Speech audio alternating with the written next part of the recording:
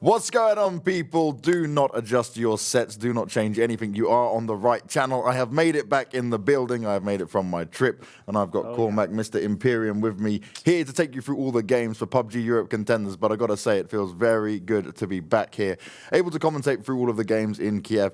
And yes, as I said, I have been away. I only literally just landed back here this morning, so I've not slept too much. It should make things a little bit more interesting for sure when it comes to the commentary. But Cormac, you got to give me a lowdown, man. What's been going on? Group B has been popping off. It's very close between these teams. You have, of course, a couple of teams have really been standing out for Group B, like the Northern Lights and Airstation Mike holding the top spot. Only 1 point in between those two teams. But look, you can see it for yourself. James, 30 points dividing third place of Istanbul Wildcats and 12th place Team Unique. Really solid stuff coming out there, right, in terms of like how close the points are and where we are. But there's some things that, like, Istanbul Wildcats, we saw them last season looking really strong, started off well, and then things just really took a bad turn for them. So it's nice to see them in third place right now. PG18, I know some of their players have swapped. I know where Nalup's gone over to. But, like, this was a team that were looking really solid last time around. And now, obviously, they've had to make the change in the lineup because of the whole age thing that comes into play. And now we see them down in 14th. But it is still, anything can happen, anything can change. We know how things go. I love how we've also got a fake Four Kings. So for anyone that's looking at this, Four Kings is actually like a legendary UK organisation that used to be one of the best like Counter-Strike teams for the UK. And then I looked at this and I was like, well, that's not the right logo. You've just stolen the name, but you're in bottom place at the moment, so I'm not really too bothered just yet. We'll see how it goes.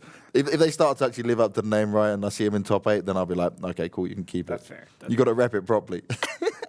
Tempest are our team that started off really badly. They had 2 points in the first 4 games. 2 points in the first 4 games, but they've really picked it up in the last 3 days, picking up an insane amount of points, really consistent results.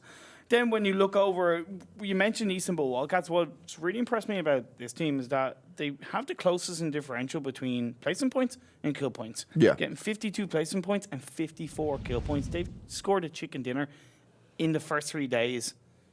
Just so consistent. That's the way you want to get it done. And as always, our points, they don't change. This is how it goes, and you may not like it, but you've got to deal with it. It's 10 points up for first place, and then all the way down. You can get 1 point up until 8th place, but if you're between 9th and 16th, it's absolutely nothing unless you're getting a bunch of kills alongside it. And that's where kills become such an important factor in this. Yeah, of course. It's so integral because, you know yourself, you get a squad wipe, that's 4 points. It just saves. It's the same thing as getting 4th place in the standings. And then, of course, if you can match that with that chicken dinner, you're going to be looking at between 19 and 23-point game, you know.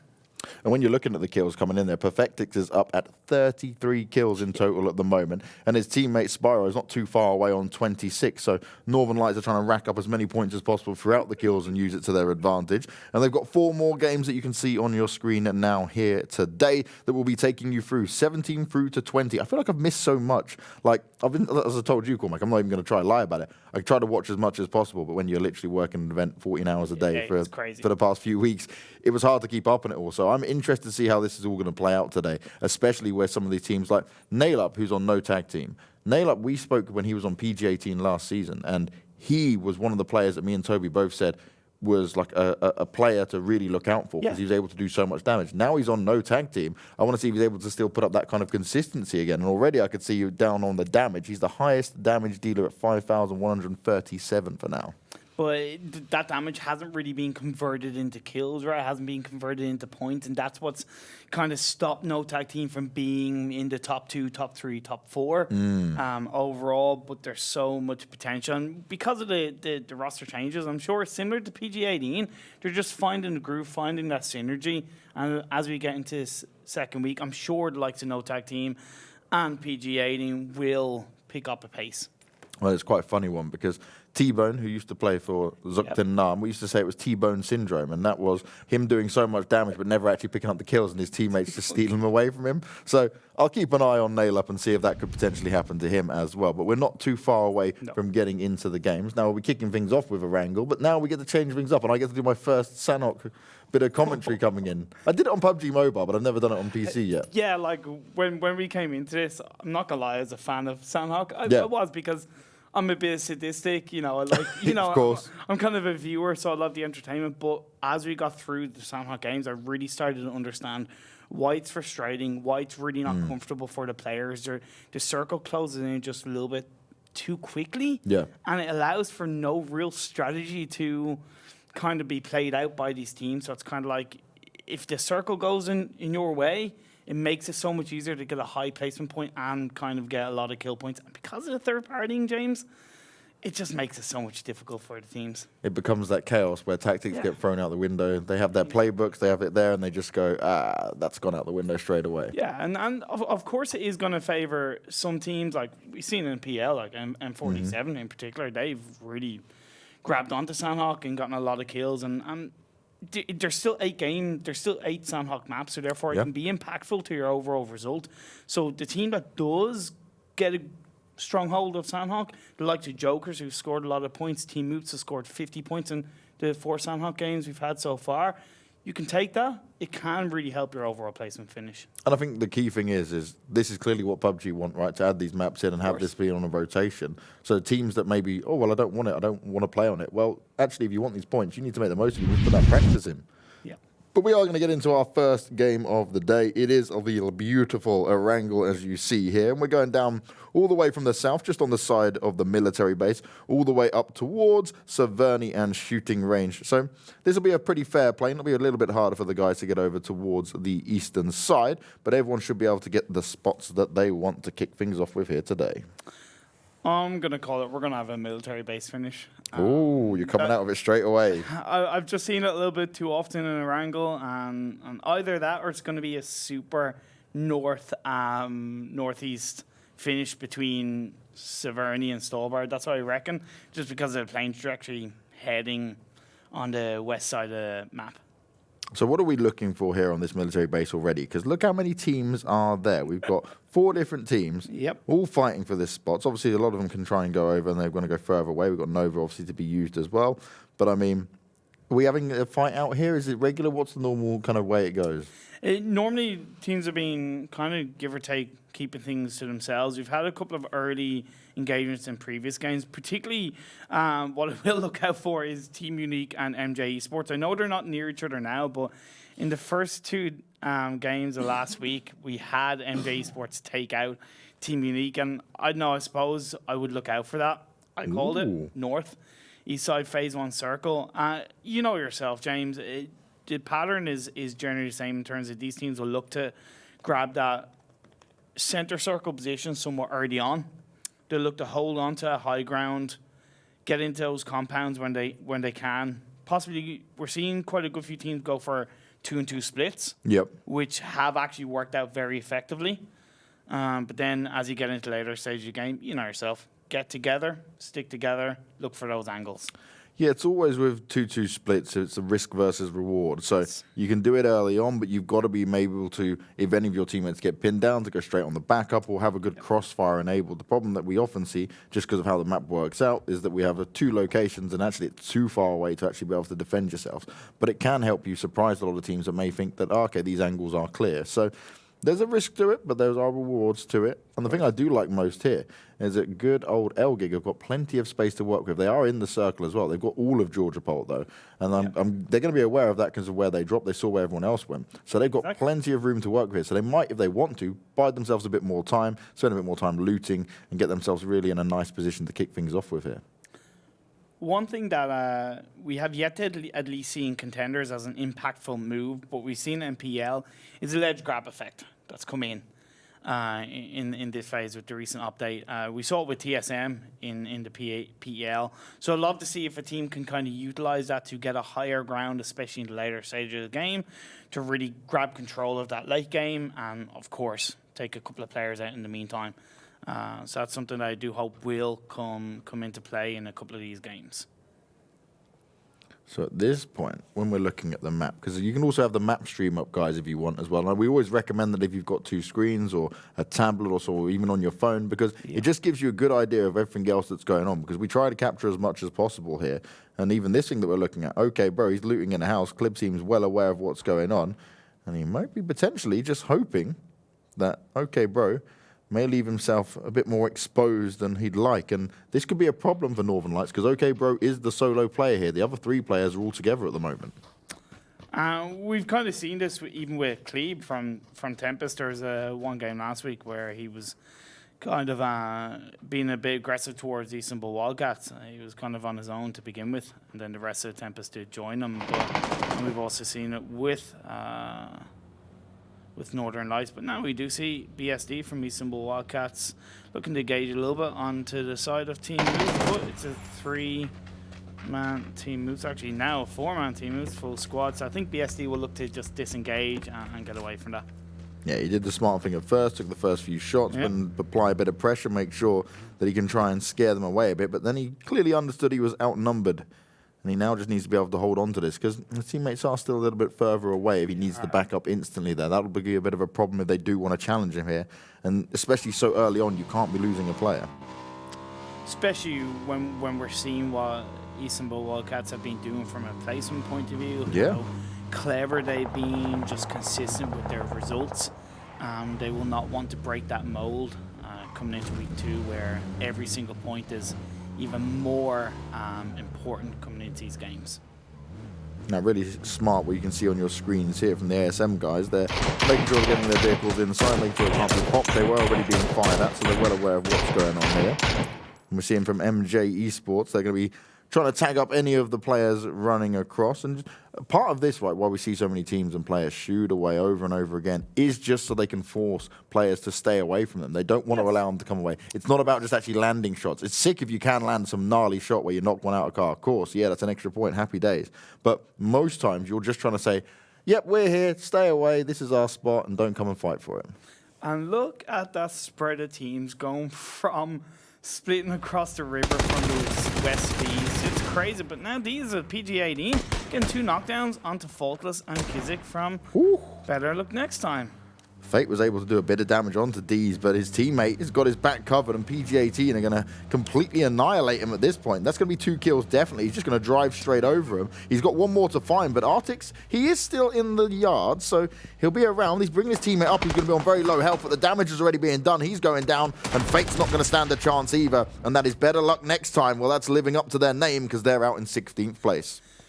Great push. PG-18 caught him out, got the first 2 knockdowns, and the third came through onto Fate. Fate got revived, but it was just too much because they just surrounded him, got the angles, and 4 points for PG-18. It's a good start to week 2 for them, especially when, as we pointed out, they're currently lying in 14th, 65 points. There's a bit of a gap between them and Tempest in 13th, around 8 points, so that's kind of lowering it straight away. And as I said, week 2, it's only 16 games. Every single point will matter.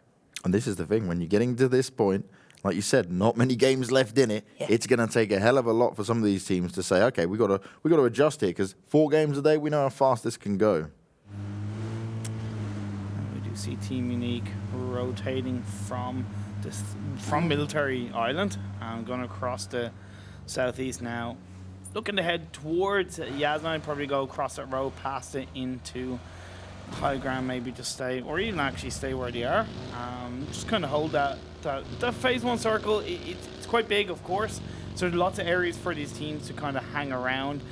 Obviously, we're seeing the teams are splitting up, James, between kind of north and the south side, deciding where the circle is going to shift and hoping, praying to the PUBG map gods that it goes their way, phase 2, phase 3 onwards. Yeah, it's always a bit of a risk, right? You have to gamble and you have to take that chance and see where it goes. And then we get the craziness, which is, okay, everyone's making their way either up north or down south, and then you've got to battle for a lot of limited space. That's what happens when we've got the river cutting this off here. And like we spoke about with ELGIG, if you are watching on the map stream, they are only just beginning to get themselves away from Georgia Pole. So they've spent a good amount of time looting. But they do have no tank team just behind him in hospital. So that could be the last team coming in. And if they're not careful and they don't keep an eye on their behinds, then they could find themselves in a bit of bother when it comes to it. We do see also 4 Kings are heading up towards a mountain outside George Pool, which I think is a good place to hold on initially, just to get a little bit of awareness on where the other teams are around them. If they've got the scopes, just kind of peek on through to see who, if any team, is still inside George Paul.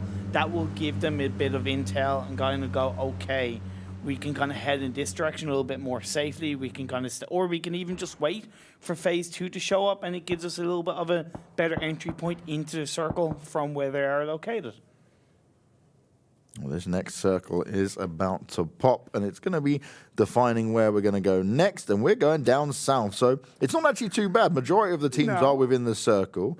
No Tag team have just found themselves in the blue and now going to look to go backwards and fight their way in. They were gambling that it would go up north, and they actually were going to potentially maneuver around Elgig, as you can see, over towards the western side. But you see all these other teams, especially the ones coming down from Yasnaya, they're going to be closely fighting and driving past each other here to ensure that they can grab any of the remaining spots down in the south. But you can see most of this is close to the river right now, and this is going to be quite an interesting battle to be had for all these other teams now starting to rotate in, because there's not much space in this northern side, so they've got to go for a longer rotation where possible. I was just going to say, and for most of the teams that were already located kind of outside the river but in the north side, it is a little bit easier. But for Jokers, as we're seeing, a little bit tougher. Heading in the direction of PG-18, they're going for a more kind of central path into the southern side, maybe go more towards across the bridge, or just hold on to where they are and wait for phase 3, because it seems like they've driven PG-18 out of that compound. Elgig, KnorkiS is going to find himself getting knocked down by the Four Kings. GRISHKAPOWER is able to get the first knock in there. Can he convert it into a kill? It's going to be down to them fighting this off, because Four Kings have got themselves completely surrounded, and then KnorkiS is in a really good spot, and the rest of Elgig can see exactly what's going on. KnorkiS find himself actually there, going out completely, so Four Kings will walk away with that first one, no problem. So they didn't want to challenge it, which is quite interesting on its own there. I think that's clever and safe play from ELGIGANTEN. It's not the most important thing to lose a player early on when you're the strength of ELGIGANTEN that you are. They're 4 individually talented players, and they'll just want to play safe. They want to hold on to their 4th place spot overall, maybe improve on it. And sometimes it's just safer to just get out of there, don't lose any more players, find a better position so you can then take advantage later on when phase 3 closes in and it goes more towards your direction. You did see they were trying to drive away up the rocky hills, and it's not easy to drive uphill, especially when you're being shot at the same time. Northern Lights, though, Perfectix and OK Bro, they're together. They're 2 teammates. They're doing the 2-2 split, but they are surrounded by MPS here. And you also have Istanbul Wildcats and MJ-Esports. So you got 3 teams surrounding a 2-man Northern Lights setup. No, they're getting ready for it. Teammates are pushing on through. Nicely done by OK Bro there, though. He'll find the knock coming in, but it's instantly returned. Back and forth, the nades coming out as well. Perfectix knows he needs to find some cover, and he also needs to have some good awareness of where the rest of these MPS players could be. 2 of them currently knocked on the floor, but he knows he's outnumbered. He's already lost his teammate, but he's going to get some help from up high, and it looks like it's Jokers that are going to take some additional shots out here towards MPS. So they've come to try and fight off against Northern Lights, but now they're finding themselves in a really rough spot. They should be generally safe around the corner of that building. However, Spyro is on the bike. ToWzErA will hear that. But Spyro, along with Perfectix Deep, is going to be able to join in on the fun. Maybe you're going to get up, but those nades, they're going to turn it around for you. The Deep's going to take some damage there as well. More of them throwing nades out towards them. Reggie's just trying to sit here and hope he can stay alive for a bit longer, but with how many Northern Lights players now surround him, there'll be plenty of nades continuing to come out, and Jokers, they're also taking pops now, even picking up the kills. They're actually stealing kills away here from Northern Lights, and Spyro's found himself getting knocked. Yeah, that's what I was talking about. MJ were around there. Istanbul Wildcats don't quite have the angles, but this is what I'm talking about. A little bit of, so to speak, third partying going on. The revive will come through from deep onto Spyro, but the healing is going to have to come out pretty quickly, all the while Perfectus is trying to hold on to his position, avoid the grenades being popped on through as ToWzErA are looking to revive themselves as quickly as possible. Perfectus has done such a great job there. Not only has he managed to keep himself alive, but he's throwing smokes out to make it harder for MJ to take shots at him through the window. And he's also providing information over towards his teammates, but they're not going to be up for much longer. They both find themselves getting knocked down. Hawkeye with a well-placed grenade. Perfectix is looking, hoping that MPS might push out into this if he can try and protect his teammates, but the flames are on the floor as well. The Deep and Spyro, you guys need to get out of those flames. This isn't going to work out for you. More nades come out. 2 players go down, and Perfectix, he is just trapped all alone. That is the grenade meta all in one. And also Molotovs have started to be more in play as they do spread quite easily, has a wide area, so it does make for a more effective tool to get those kills or even the knocks while staying out of trouble yourself. Well, for me personally, the things I love using with the Molotovs for is also forcing players to kind of push themselves into it. You can hold an angle, take multiple shots, force them around somewhere, and try and play them into your hand. If you can throw a Molotov down, you limit where they can go as well. So the nade meta is strong in all senses of this, and we're starting to see teams get a bit more creative of how they use it. But Northern Lights, they will not be happy with how this has gone to start things off with here. They definitely bit off more than they could chew in that fight. It was tough, but there was always a risk it was going to happen because of that circle shift after phase 1, that there's always a chance there was going to be more teams in a round outside Roshawk that was just really going to kind of force more teams together to secure those, to get those compounds, and it didn't really pay off for Team MOOPHEUS. But let's see how it will pay off for Marcelek. ELGIGANTEN connects, gets the knock down on the Hani. And he thought he could hide away there, but he's out in the open. His teammates don't seem to want to try and save him either. Team Unique getting active. Greg taking multiple shots there, but he's out in the open, and that's the only downside for where he is here, because if teams start to spot him, he makes too much noise, he will become the focus point of their fire. Good thing, though. He did have a dip on the road, so he could peek a bit more, get a bit more awareness of where the rest of Huge Potential are. Now he's just going to go across the wall of that garage. Northern Lights get eliminated at the hands of Team MOOPHEUS, going out in 15th place. Not the best start for Northern Lights, holding on to the top spot, but I have a feeling if Airstation might can get a couple of points for their side, that won't last too much longer. What a hard shift. Circle shift has gone up northward. I don't think a few of these teams expected that. No, basically all those teams that went for the hard rotation, they went for a deep rotation down south, they have just been absolutely messed around here, because they are now going to have to work their way back up into this. For teams like PG-18 and Jokers, they are loving life right now. ASM alongside them as well, and this is going to give them all the room to work with, but they can gatekeep off the side. They can ensure that any of these teams starting to rotate in are going to have to go through them first, and that's some additional kills they could potentially get. It's not just the fact that they have near center circles, the fact that those compounds are pretty high ground. So they have a lot of awareness around them, a lot of vision. They can spot out players and teams at every angle, as we do see EOD from Huge Potential being taken out, and KofES is popping off, taking down 2 members of Huge Potential. Well, Huge Potential are going to have limited potential now, losing 2 players in that quick succession. Yep. But are they going to be able to stand strong for too much longer? These rotations are going to be ever so difficult. MPS, they're still swimming away, trying to make sure they don't get picked off when they're doing this rotation themselves. They've gone for this option, which is sometimes safer than actually taking the cards. We're watching No Tag Team come under fire, and BF are putting a lot of hurt onto them. Both Yannick and O'Connell have gone down. That is not looking too good. It's leaving. Ooh. Actually, no, it's not leaving. It's leaving No Tag Team eliminated in 14th place. Istanbul Wildcats picking up a couple of kills along the way. Now they have to try and make...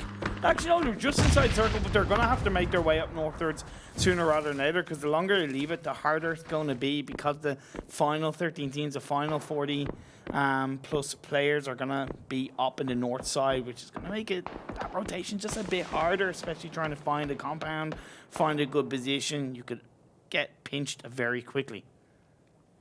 Now, Set, he's playing this really smart. He knew where 4 Kings were. Yep. They're pinned down at the moment. He threw the Molotov out. He didn't force anyone out towards him, but it's given him the awareness that, okay, they're not willing to take the challenge just yet. So if Jokers want, they can try and surround them. They've got a lot of options here, because the 4 Kings are completely pinned down. But more shots coming up here, and it's MJ trading out with HP, and this is just a back and forth for now. So this doesn't benefit either of them. Huge potential go down, but at what cost will that be? Still 3 alive for MJ. Not the end of the world, but Unique have heard all of that. Look at their positions. They are ready and waiting for this one. Unique want to get revenge in Erangel onto MJ-Esports. As I said, the first 2 games of day 1, we saw MJ eliminate Team Unique. The revenge will want to come through as Des out, trying to find those shots off with that Mini 14. Such a well and highly used gun for these players. Nice headshot being landed there. MJ They're taking damage from the blue. It's only phase 4. It's not the end of the world. You can stomach a little bit of it. But while you're taking fire as well, it's less than ideal. And straight away, they're going to get out. But more nades are coming out towards them. And Greg, he is ready for it. This could be devastating. It gets close. Goes up. He'll only get one. Mini was held by the tree that protected him nicely there. But are they even going to be able to survive this? Because Greg's still pushing. He's confident. He's wanting to take the fight, but he's in the blue. Doesn't spot it. Mini gets the drop on him, and Greg now under pressure. Luckily, his teammates there to do a bit of the fight. They're backing it up. Shots coming in. They're not looking to end it, and that's exactly what happens. MJ-Esports out in 12th place, and they could just not push in. Unique had plied the pressure, and they were not letting go. I do think maybe Greg pushed a little bit too far on his own, and without that direct support. Probably didn't need to be knocked down, but let's see if he will survive. His teammates are putting a lot of pressure onto ELGIGANTEN, going across the bridge. What can they do in this situation? They have the rocks to their protection, although Double being knocked down to 26 health. They get knocked down. And this is where it's all going to be very difficult for these teams, because they're trying to come across this bridge. MPS have held it for the longest time. Remember, they were swimming down at this point, and now they've got to deal with Unique close to them. They've still got BF behind them, and then all the other teams, they start to work their way up. This is going to be a little bit of downtime for some of the teams up in the north and the center, but especially the teams coming from the south and working their way in. They don't have the information they need on where the rest of these teams are. I really like this circle because the teams are generally spread out quite nicely overall. Although not a lot of teams, there's quite a few more teams that aren't inside circle than we've seen in previous games. And I think that's just because of the shift.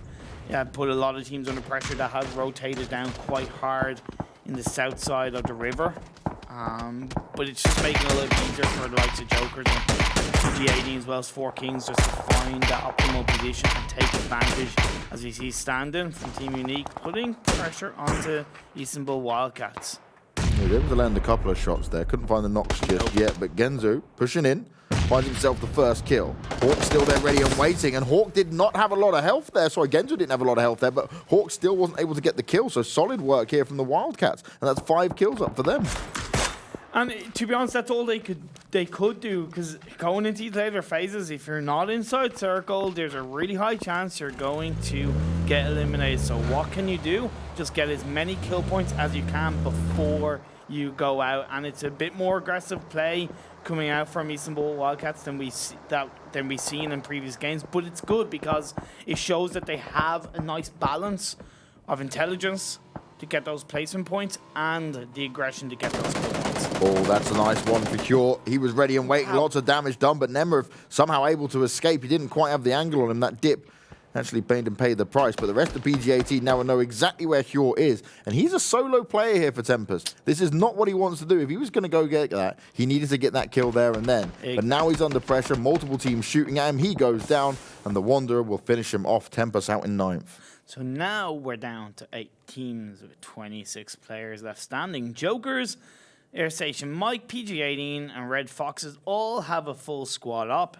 This circle has shifted down southwards, putting Red Foxes outside of it.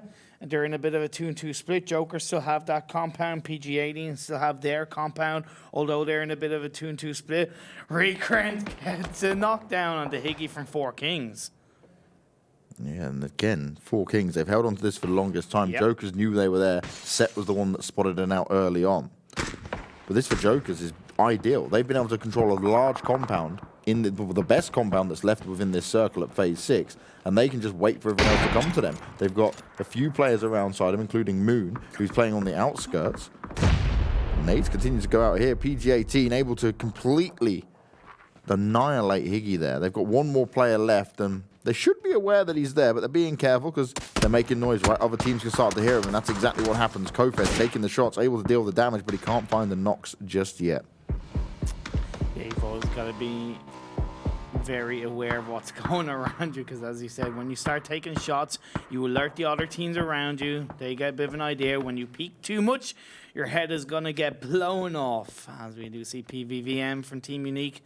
Still, a nice 3-man squad has survived very nicely in this game, rotating from the south side, putting potential pressure on the Airstation Mike, who are really pinched between them and Red Foxes.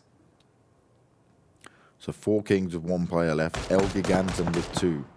Everyone else is pretty healthy with 3 and 4s. But Standing, he's going to find himself being dropped down. Des out and PVVM.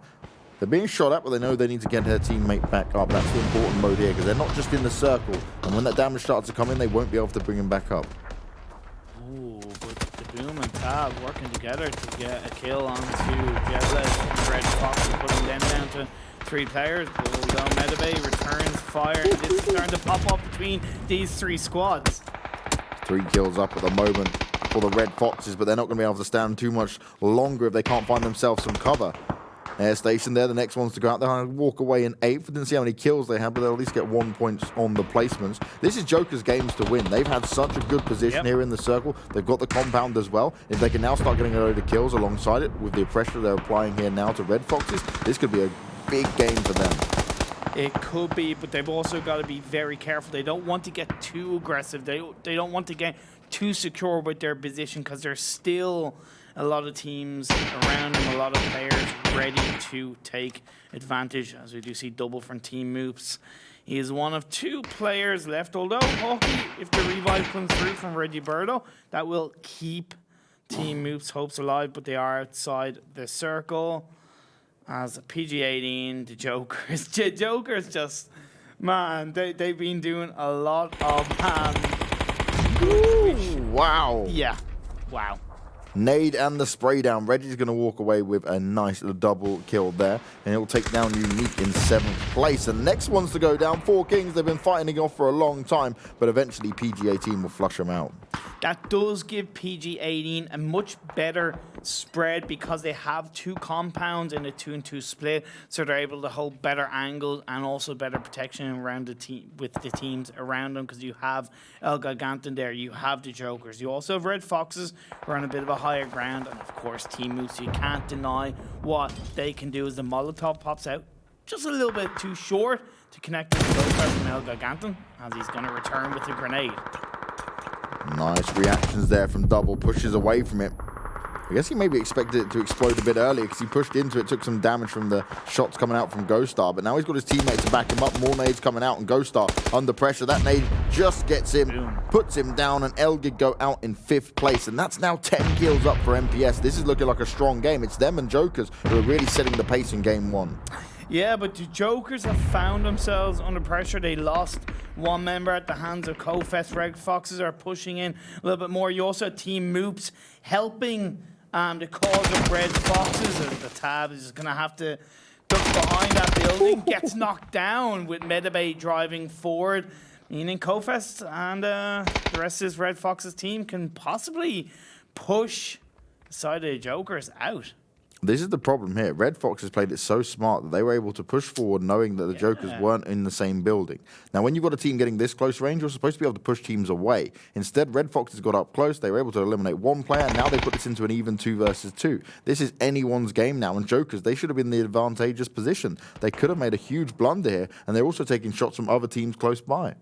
Yeah, as I said, Team MOOPHEUS were helping the cause of Red Foxes, and that's only helped PG-18, right? Because they're now the only team with a full squad up, which gives them much better advantage, much more pressure to be able to apply on the teams around them. However, like we saw with the Jokers, that they have to be very careful. They have to respect the fact that the rest of the players around them in this game are very, very strong when it comes to fragging out.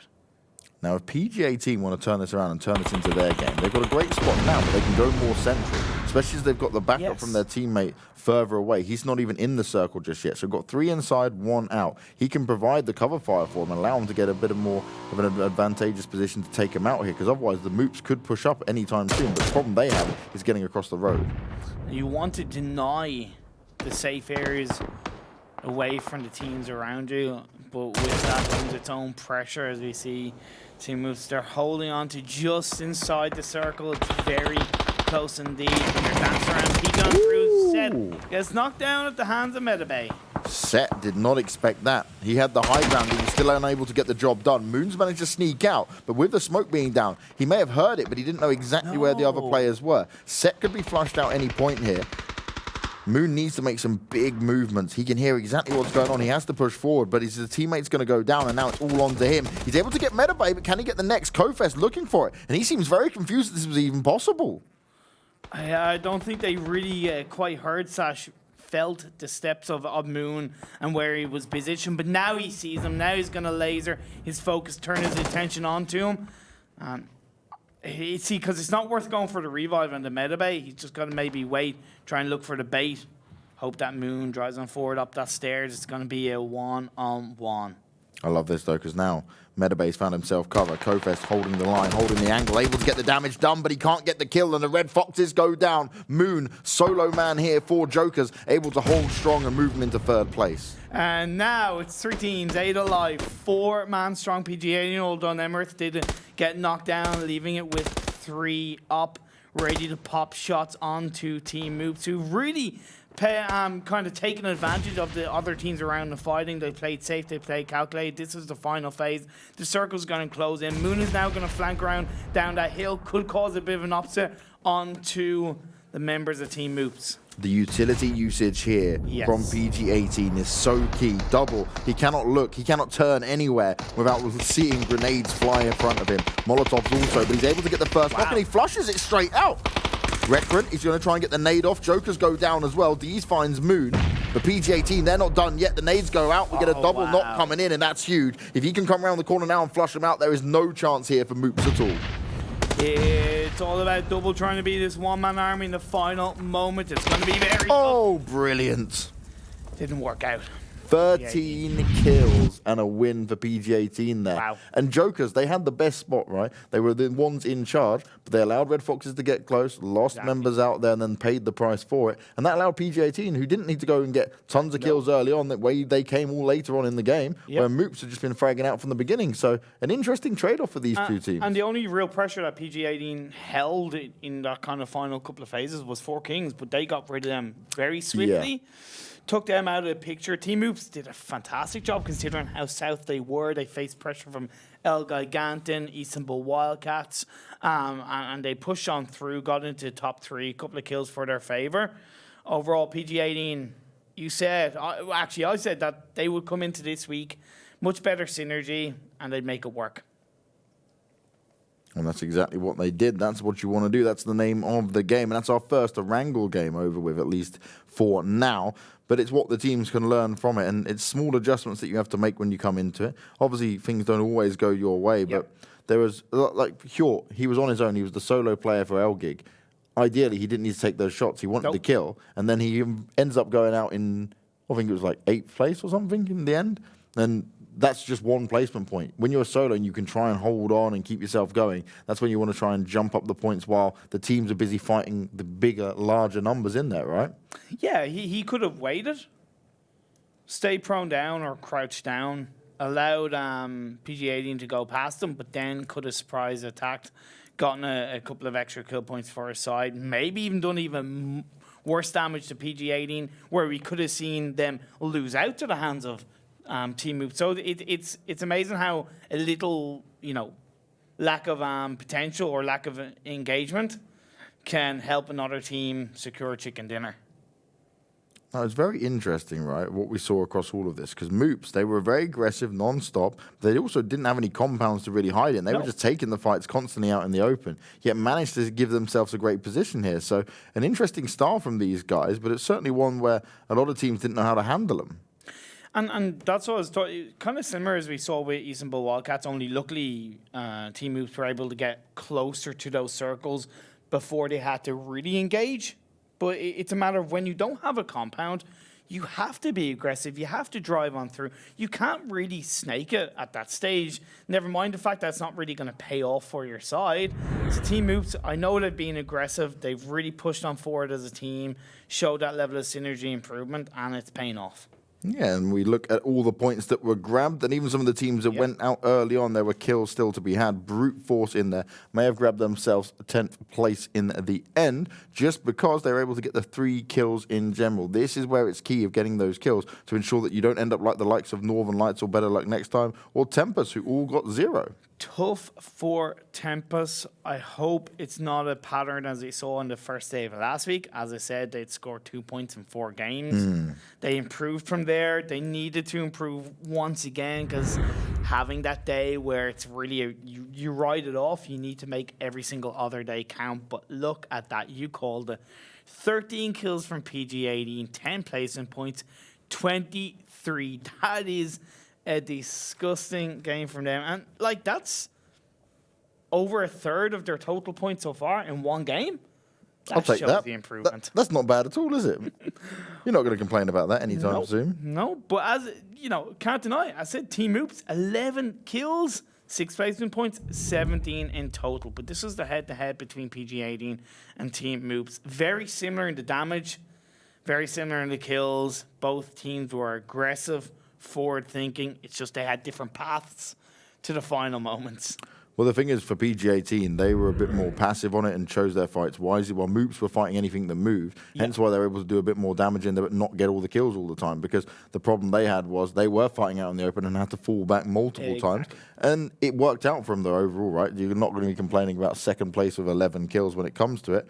And Reggie, right up there as the damage leader for them. Team MOOPHEUS have just doubled it up. And I don't just mean that because of the player's name. No, but we did see Recurrent in third, and then a couple of other PG18 players holding out. And this is it. 5 kills for Recurrent, followed by 5 from Moon from the Jokers. Again, I know they probably could have held onto that compound a little bit more strongly against Red Foxes, but they still put in the work when it came down to it. They still got a high amount of points, and it's a consistent result in their hands. 5 kills, 5 knocks for Recurrent, though, and that's what you want, right? If you get in the knocks in there, you're able to finish it all off. That's the dream way to get this done. Reggie not too far off as well, 5 kills and 4 knocks, so he managed to steal 1 away. But again, that's where the damage dealing comes in here for the likes of Reggie, because there's so much more to be had here and so much more damage to be done. But we've got the next game coming up, which is going to be another one of Erangel. So maybe we'll see where things go, see how the circle pans out. You wanted a military one for the first game. It didn't happen, so maybe we'll get it for the next. We'll wait and see. But what we're going to do, ladies and gentlemen, is go to a break as always. And when we come back, the second match out of 4 for the day will be coming your way. Don't go anywhere. It's great for us to be back, and we'll see you guys very shortly.